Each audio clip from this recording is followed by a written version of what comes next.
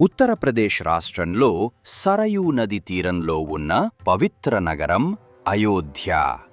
ఇది భగవాన్ శ్రీరాముడి జన్మస్థలంగా ప్రపంచవ్యాప్తంగా ప్రసిద్ధి పొందింది.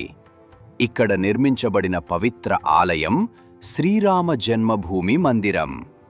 హిందూ ధర్మంలో శ్రీరాముడు విష్ణువు యొక్క 7వ అవతారంగా భావించబడతాడు. పురాణాల ప్రకారం త్రేతాయుగంలో ఇక్కడే రాజా దశరథుని ఇంట శ్రీరాముడు జన్మించాడు. ఈ ప్రాంతం వేల సంవత్సరాలుగా భక్తులకు అత్యంత పవిత్ర స్థలంగా భావించబడుతోంది.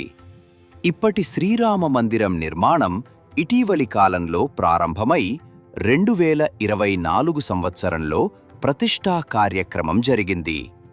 ఈ ఆలయం భారతదేశంలోని అత్యంత గొప్ప మరియు భారీ దేవాలయాలలో ఒకటిగా నిలుస్తోంది. ప్రతి సంవత్సరం లక్షలాది మంది భక్తులు అయోధ్యకు వచ్చి శ్రీరాముణ్ణి దర్శిస్తారు.